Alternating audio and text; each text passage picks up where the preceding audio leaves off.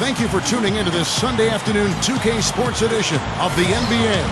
With Doris Burke from the sideline, and now presented by State Farm, we take a look at the matchups for a tip-off coming up moments from now. First for the Heat, Mario Chalmers and Dwayne Wade, the tandem in the backcourt. And playing at the 5, the always versatile 6'11" star big man, able to score inside and out, Chris Bosh. And it's LeBron James, and it's Battier in at the 4-man position. And for Milwaukee, Brandon Jennings and Monte Ellis comprise the backcourt. And it's Samuel Dalembert manning the middle at the center position. Then it's Mbah a Moute, and it's Ilyasova in at power forward. Jennings kicks to Ilyasova. And it's D. Wade with the rebound. That's a look that he'll never pass up, the one he'll usually never miss.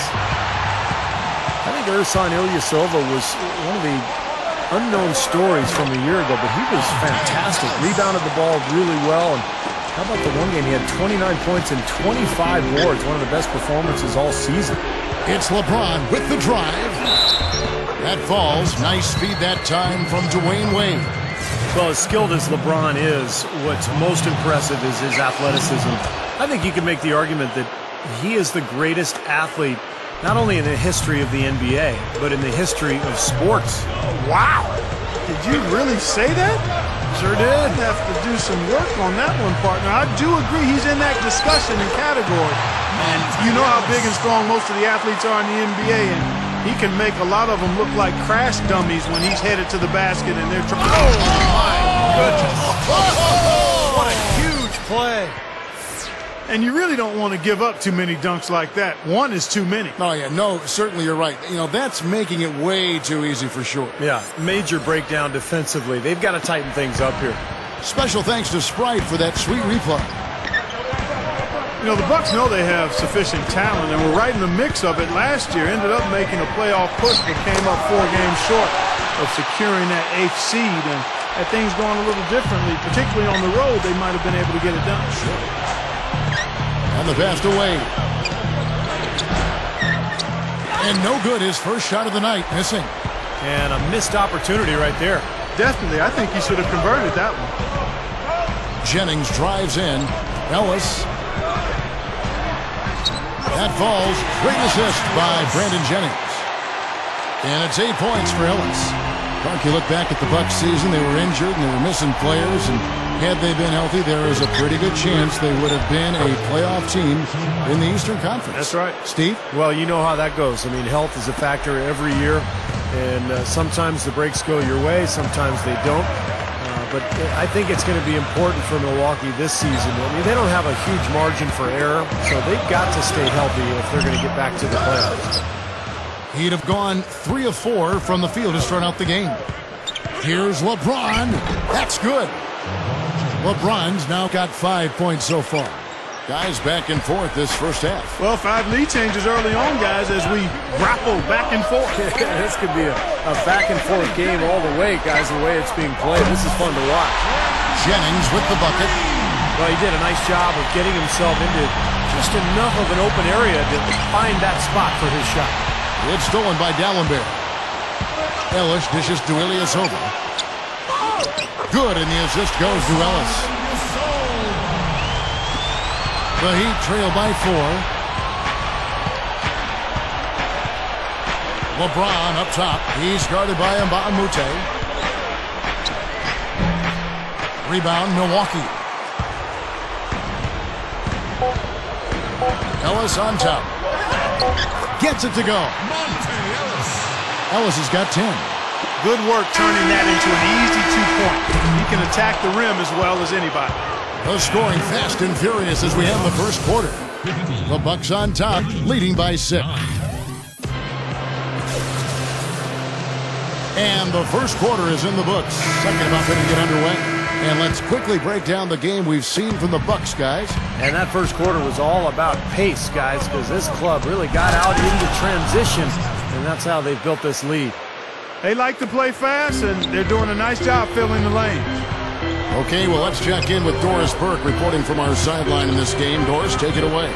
Well, guys, after almost a decade in the NBA, in his 3rd trip to the NBA Finals, LeBron James finally broke through to win his first ring. His first thoughts after the final buzzer? About time. But beyond relief, the 2012 title was redemption for LeBron as well. After a disappointing finals performance in 2011 that had left him humbled and motivated to do better, he said, "I'm doing whatever it takes to become a better basketball player. Every day trying to critique my game. Our team becomes better if I continue to get better, and that's what it's about. Guys, he's not done yet." That's right, Doris. Thanks. Well, as talented as LeBron is, it's still a matter of how hard he's worked. And he's put that hard work to use. The talent is unquestionable, but the work has put him over the top. And that's why he's been able to finally get over the hump and win a ring. Brandon Jennings, he's checked in for Udrih. And then for Miami, Chris Bosh is checked in for Lewis. LeBron comes in for Dwayne Wade. And it's Chalmers in for Norris Cole.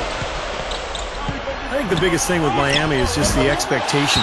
Ever since they held that press conference when LeBron said they were going to win, not 5, not 6, not 7 NBA championships, they basically put a target on their backs. And now they have to live with those expectations year in and year out. It's not easy. The Bucks have gone 1 of 3 to start out the second quarter. Jennings against Chalmers. And here's Ellis for 3. Can't get it to go. And it's Miami the other way.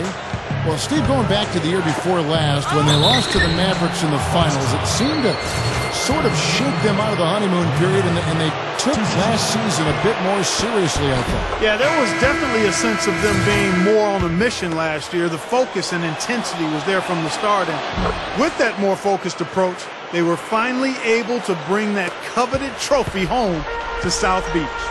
Looking at who's out there now for the Bucks. Samuel Dallenberg is checked in for Gooden. Ilyasova comes in for Utah. And Mbah comes in for Mike Dunleavy. Carving them up inside there, Kevin. I mean, the defense has been vulnerable in there. Yeah, that's 3 straight field goals in the paint. How about that, basketball fan? Beautiful. Wow. Throwing it down with one hand and making it look easy. Easy and fun. He just thrives on making the D look silly. Yeah, which is something he does pretty often, Kevin. That was a nice replay, brought to you by Sprite. The dish to Ellis. Working on Allen. Jennings for 3. Here's Dallenberg. Flushes it down. Step aside, step aside. We've got the big fella coming through.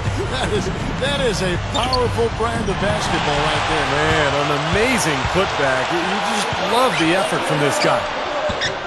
Again, the miss by Ellis. A very rough quarter for him as not much is falling right now. James. And he drew the blocking foul. He'll go to the line for 2.